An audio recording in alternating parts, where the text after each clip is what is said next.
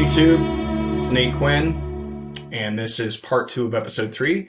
Quick disclaimer again, I am not a medical professional, and I am not a medical provider. I'm just a guy with some experience in this, and I'm just offering my thoughts and my story to try to help people.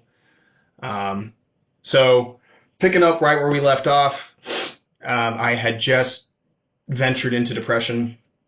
All right. Again, I'm combining my personal dissatisfaction with, thinking I'm a terrible person, and that led me to start experiencing depression. So my wife, I kept her in the dark because she was pregnant at the time. It's planned, and I figured, all right, she's already stressed enough with worrying about our baby and work that I didn't want to add to that, right? So I was like, all right, I'm going to deal with this on my own. And so I tried to treat it like typically I do like I've done any other injury, like any good Green Beret does. We just ignore it, right? Hey, I'm going to ignore this. I'm going to pop a bunch of Motrin until the pain stops or is tolerable, and I'm just going to power through. Not necessarily the best method, but and again, I didn't pop any Motrin for this because there's no Motrin for depression. But I just said, hey, okay, I'm going to ignore this, and I'm going to focus on other stuff or try not to think about them, which we'll later talk about is not a good technique. And it'll go away on its own. And, I tried to go to work, or I went to work, which had improved and had become more enjoyable. Now in training, we were doing stuff that I actually thought we would do as a Green Beret. I tried to focus on being the best detachment commander I could for the team. Really poured myself into my work, if nothing else, because I needed the distraction because, hey, I don't want to think about these intrusive thoughts or worry about being this terrible person. Just give me something else to focus on. And then, again, I had that really good relationship with my senior advisor. And even the atmosphere, I think, had changed. It was no longer toxic, right? It was I would say, pretty amicable, for lack of a better term. We all at a minimum we tolerated and coexisted with each other. But I think everybody on the team at that point was rowing in the same direction, and so that helped make it good. We were also super busy during our train up because we had lost 3 or 4 months of training time due to COVID, so we had a lot of things to make up for in a very short amount of time to get ready for another deployment. So this did help keep the intrusive thoughts and the anxiety at bay a little bit, but they never really went away. They still lingered. And they were still in the back of my mind, kind of like some white noise, and they would reappear randomly, and then they would disappear just as quickly. Typically whenever work slowed down, right? And so whenever there was a lull at work, that's when it really started coming back, and my brain was like, oh, look at these intrusive thoughts. I'm like, no, don't look at them, right? Which then obviously your brain is like, oh, I'm going to look at them now. But when work slowed down, and it did for a few months before the trip, the intrusive thoughts, the anxiety just piled on, right? It was agonizing, and it was just unbearable. It took everything I had as a person to conceal this from, not just my teammates, but my wife, my friends, my family. I remember thinking at one point, I can do this. I'm a Green Beret. I can fucking do this. I can handle this on my own. And then November 2020, I remember the month. I don't remember exactly when, but that was an especially, whatever day it was an especially hard day for me. My mind was racing with anxiety and fear, and again, just I was doubting myself. Was I this monster that I had made myself out to be? And I kept trying to generate logical reasons to counter the emotional tidal wave of like, you're this piece of shit, right? You're this terrible, terrible human being. But, despite objective evidence to the contrary, the emotional side of my mind, as opposed to the objective, unemotional, logical side of my mind, right? Because I think our minds are split into two different sides. You have your emotional side and you have your more logical side. Despite the logic and the evidence to the contrary, my emotional brain was just utterly convinced, like, nope, yep, you're a piece of shit. You're a terrible human being. And I just was so tired of feeling like I was this terrible, terrible person. I was just exhausted. And I just remember thinking, like, man, I don't want to feel like a bad person anymore. Like, I'm so tired of it. And I was just unable to reconcile, like, who I thought I was supposed to be as a person, human being, was not compatible with this monster that I had made myself out to be emotionally. And so I was like, man, I am just so, I don't want to feel like this anymore. I don't want to feel like a bad human being. And then I remember thinking ever so briefly, well, my Glock 19 is in my bedside table. And that, like, immediately set off alarm bells in my head. I was like, whoa, whoa, whoa, whoa. Like, hold on now. Like, we've crossed the threshold at this point. That, like, I immediately stopped focusing on everything else and I just zeroed in on that thought. And I was like, oh shit. Everything became super heightened and, like, all my senses were just, like, going nuts, right? Like, oh shit. And I began to think to myself, like, okay, that, like, all right, don't think about that. Let's make it go away. Like, all the other intrusive thoughts, like, don't even pretend it never happened, right? Which, as you might imagine, was not super effective, right? So now, on top of already having anxiety over a bunch of intrusive thoughts about other stuff and doubting myself, now I was trying to deliberately not think about, did I just have a suicidal thought? Was I suicidal? Am I suicidal now? Oh my God. And so again, you can imagine having an obsessive personality, right? Trying not to think about something usually ends with you thinking about it. To that end, right, we're going to do a little thought experiment. I want you to not think about a purple elephant dancing over your head. And I'll wait a couple seconds.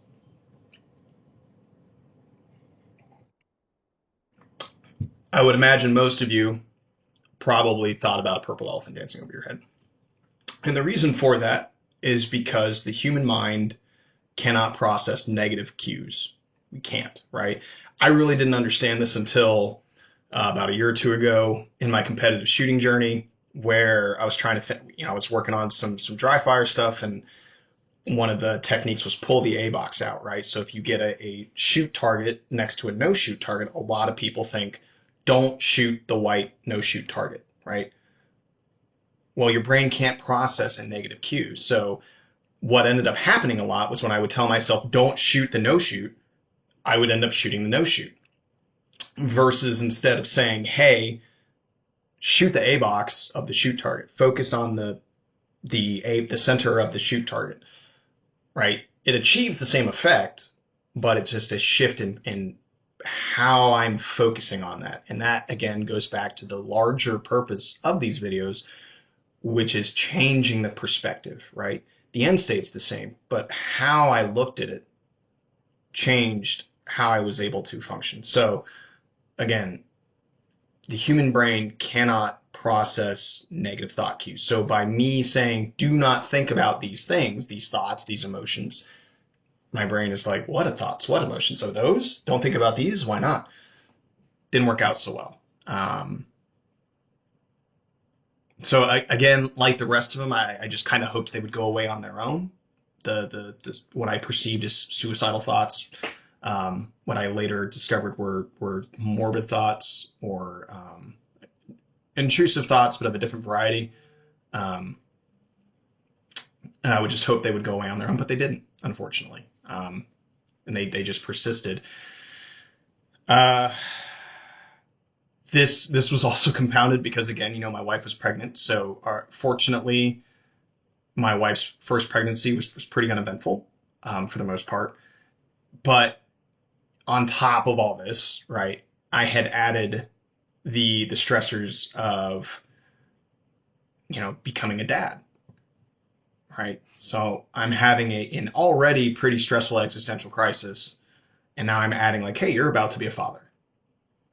Congratulations. Like, this is going to change the rest of your life forever. You're going to be responsible for another tiny human being, not just keeping them alive, but also helping them develop into a good person. And so now my intrusive thoughts added, for whatever reason, am I going to be a threat to my wife? Am I going to be a threat to my kid? What if I screw my kid up? What if I screw them up as a parent and turn them into a monster? Like, all these things began to go around, bounce around my head. And, it's like, I don't want to be a threat to my kid. I don't want to hurt them. And so I was unable to really reconcile this. Like, I'm having all these thoughts, but they are, like, again, counter to everything that I want. Like, I find them extremely distressing, which is an indicator that they are intrusive thoughts. So it kept getting worse, again, months of training, it's kind of built up. And then we were scheduled to deploy again in the summer of 2021, this time in support of Juniper Shield. But I'd already made the decision to get out of the Army, right, up to that point. My plan was, hey, I'm going to go on this trip, go with the team, get them through the deployment. When I come back, that's when I'm going to submit my separation packet. And I'd already notified my command, say, hey, this is what I want to do. And I told my team, and they were like, okay, cool. Yeah, we support it. It makes sense to us. But I was committed on going to the deployment. But now I'd added the strain of, all right, I'm going to leave the Army after 10 years. So this is all I've known. This is everything that I've worked to get to this point, and I'm going to leave it and go do I don't know what, right? So I was like, we're going to recap. So professional dissatisfaction, check. Unidentified, undiagnosed anxiety and depression, check. Becoming a parent, check. Changing careers, check. So it's not really a surprise that I cracked my immune system. I had compounded all these significant life stressors into a almost single point in time. Again, not really appreciating this at the time because my mantra was, well, I'm a fucking Green Beret. I can deal with it. I can do this. I had an invulnerability complex, and we will discuss that in one of the later episodes. But it makes sense, right, looking back at it. So I remember distinctly the night before we were scheduled to deploy. And my wife and I were going for a walk, and we're just, she's pregnant, and we're doing walks to help her stay healthy and help the baby. And externally, I was presenting fine, but man, I remember that entire walk, I was just like shaking internally, and I was just super nervous because I was debating, should I tell my wife? Because up to that point, right, like shortly before that day, I had identified that my body began to exhibit a lot of physical symptoms, right? This anxiety and this depression, again, didn't know what it was. So just whatever was going on, it started to manifest physically. I was having muscle spasms. I was getting nauseous, had nausea, inexplicably, shaking. I wasn't really hungry anymore. All these physical symptoms began to manifest. And then I was terrified that I got to say something, right? I have to tell my wife, because what if something happens while I'm downrange? But what I was concerned with was if I came clean and told my wife everything, that she would see me as I did, right? She would that I would be, yep, you're a monster, you're a piece of shit, this is all true. And I was worried that she would leave me, and I was worried that, she would obviously take our kid, and I would never see my son, and I would never see my wife again. And so that was a very excruciating decision to make. Do I continue to sit with this and try to figure it out on my own, or do I tell my wife and risk losing everything? Um, and I made a gamble. I was like, all right, I'm going to tell her. And, maybe I'm not, this is all in my head. Obviously it was. Um, and I'm not sure what it was that finally convinced me, but I was like, I got to talk to somebody about this. I got to, like, it's just eating me alive internally. I need to talk to somebody about my moral injury, the intrusive thoughts, everything. Got to lay it all out, right? Everything but the gun. I didn't tell her about the gun. That thought about the Glock and the bedside table, but I told her about my intrusive thoughts, right? And I did. And I asked her to come outside, and I wanted to talk to her, and I had knots in my stomach, and it was very hard to even talk because I was so petrified of what she would think and what she would say and what she would do. And I remember it was in the middle of summer in North Carolina. It's very hot, but I was freezing.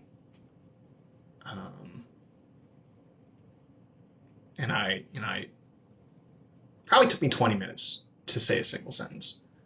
And I had tears rolling down my face as I told her what my moral injury was. Um, Not only was she the mother of my child then, children now, but she was my angel. And she was shocked, but not at the moral injury. She was more surprised at how much I had blown it out of proportion. And she told me that, the way I was acting right before the minutes before, she was like, I thought you were about to tell me that you killed somebody. Like, that's what I thought. And compared to what she was expecting me to unburden myself with what I actually did, she was like, babe, this is not that big of a deal. Like, you definitely blew this out of proportion. So, I told her that, my concerns, that I thought I was this monster, and she was like, you're not a monster. You're not a terrible person, and I'm not going to leave you. And I think you're going to be a great dad, and I'm not worried about you harming our baby or me. And she commented that she'd noticed a shift in my behavior, and she just couldn't figure out what was going on. But she was aware that things had changed. But man, I felt so great after telling her that.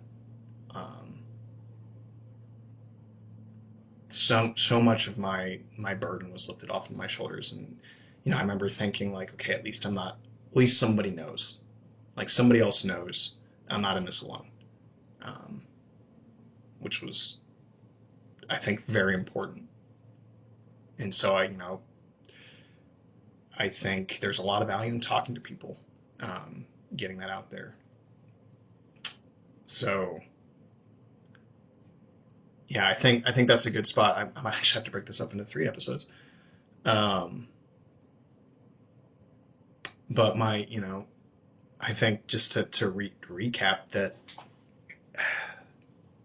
it's a hard conversation to have, and it's a hard thing to say, but it was easier the more I talked about it. And as soon as the first person I told, my wife, that, hey, I had this moral injury and I've been dealing with all these thoughts. Am I this terrible person? And it just made me, it felt great. It made me wish, like, man, I wish I'd told her sooner. Like, I wish I had said something when I first had these, because then maybe I wouldn't have sat on it for a year plus and just perseverated on it and let it metastasize into this humongous thing.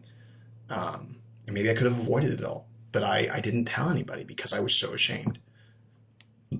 And so, I think that helped inform the spirit of these videos, in that, I encourage you to tell somebody sooner, go ugly early, because the longer you wait, the harder it's going to get.